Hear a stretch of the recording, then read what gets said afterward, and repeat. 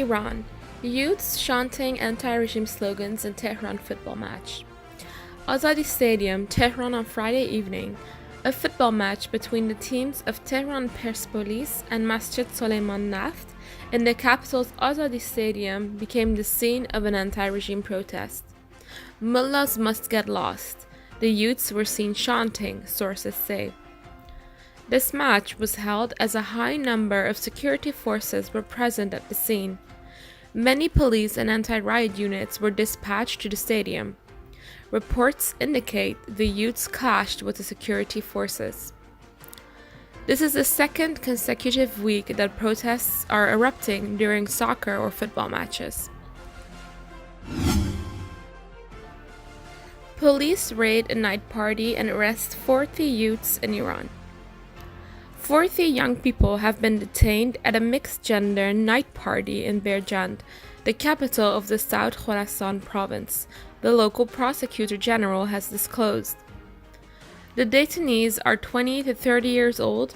The Islamic Republic's official news agency, IRNA, cited the prosecutor as saying, "The detainees, 16 males and 24 females, were arrested and charged for playing music as well as other social misconduct," says Ahmad Reza Arab Shaybani. Iran Guardian Council deems amendment to the anti-money laundering law. Abbas Ali Katkhodai, the Guardian Council spokesman, announced via Twitter that the oversight body considers the amendment to the anti-money laundering law being in contravention with the country's constitution and Sharia law. The Iranian regime's parliament has amended the anti-money laundering law in line with moves to combat the financing of terrorism, Parliament Speaker Ali Larijani has announced. According to the amendment, threatening or taking violent actions which cause physical harms and also taking hostages and endangering the people's lives, intending to affect the decisions of the government or the international bodies, are considered terrorist moves, the ISNA reported on Friday. Financial support for terrorism is punishable by seizure of the money and properties and 2 to 5 years of imprisonment. Iran's Guardian Council deems the amendments to the anti-money laundering law. U.S. committed to expel Iran and its allied militias out of Syria. The U.S. State Department announced on Friday that it is committed to expel Iran and its allied militias out of Syria.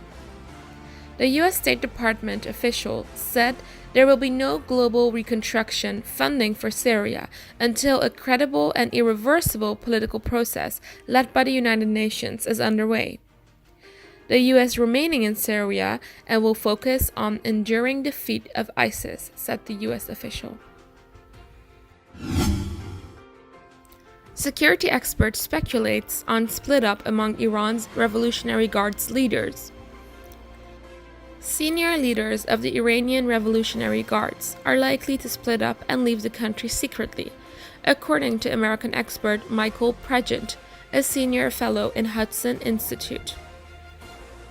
In a panel organized by Hudson Institute recently to discuss Iran, the effectiveness of the U.S. maximum pressure campaign, the Iranian regime's ability to navigate sanctions, and the country's widening protests, Birjand said that the reports indicate that senior officials in the Iranian Revolutionary Guards Corps resigned. Female political prisoner Zainab Jalalian denied medical care for 11 years in prison. Female political prisoner Zainab Jalalian has been denied medical care and access to medical facilities for 11 years, despite her deteriorating health conditions. Amnesty International stated in an urgent call for action dated June 15, 2018, that Zainab Jalalian is exposed to torture by being denied medical care.